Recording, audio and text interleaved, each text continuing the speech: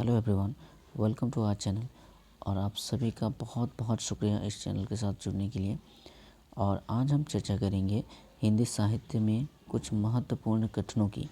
और ये कथन आपको हर हिंदी के कॉम्पिटिटिव एग्ज़ाम में देखने को मिलते हैं, और इसीलिए कुछ गिने चुने और इम्पॉर्टेंट कथनों को ही आपके सामने रखने की कोशिश की जा रही है, जिससे अगर ये कोटेशन, ये स्टेटमेंट या कथन आपको आगे किसी एग्ज़ाम में देखें तो आप बहुत जल्दी उसको विचार करते हुए आप सही आंसर दे सकें। तो चलिए बिना समय गवाए आज की वीडियो की शुरुआत करते हैं। साहित्य मानव जीवन से सीधा उत्पन्न होकर सीधे मानव जीवन को प्रभावित करता है। साहित्य में उन सारी बातों को जीवंत वितरण होता है जिसे मनुष्य ने देखा है, अनुभव किया है, सोचा है और समझा है।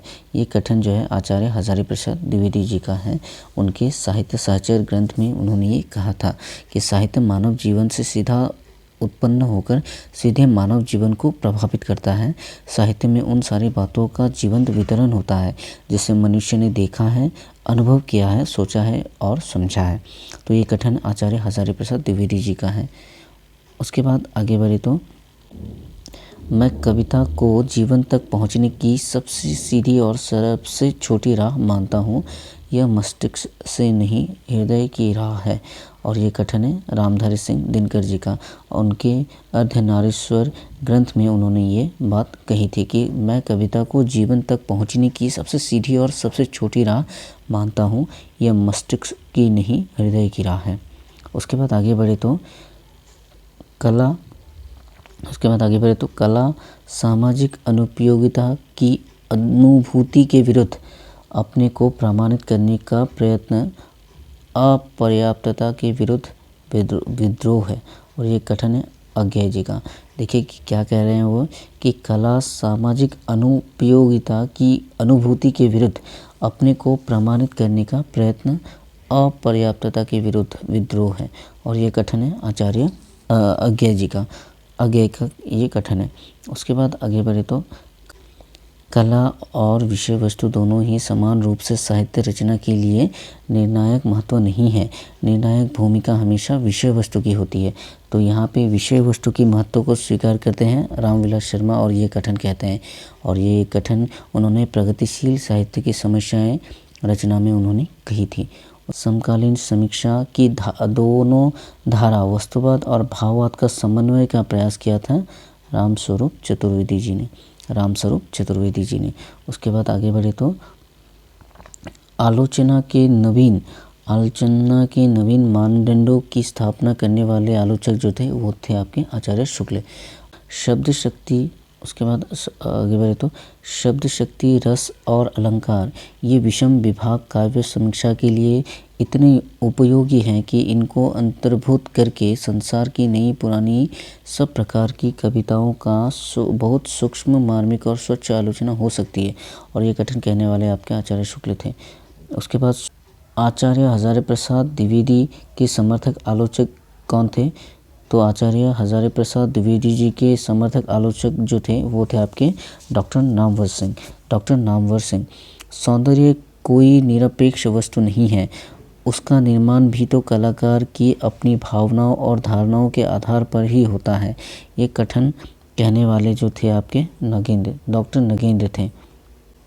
उसके बाद आगे बढ़े तो भक्ति आंदोलन एक जातीय और जनवादी आंदोलन है।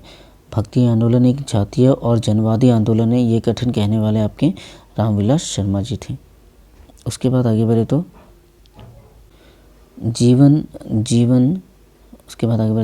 एक विस्मयकर विभूति है और मानवीय संबंध और भी विस्मयकर। और ये कहने वाले आपके अज्ञेय हैं। जीवन एक विस्मयकर विभूति है और मानवीय संबंध और भी विस्मयकर। उसके बाद फ्रायड के मनोविज्ञान से प्रभावित आलोचक जो थे वो थे आपके आचार्य नगेंद्र। उसके बाद आगे बढ़े तो केशव को कभी हृदय नहीं मिला था, उनमें वो सहृदयता और भावुकता न थी जो एक कवि में होनी चाहिए। और ये कहने वाले जो थे आपके आचार्य शुक्ल जी थे।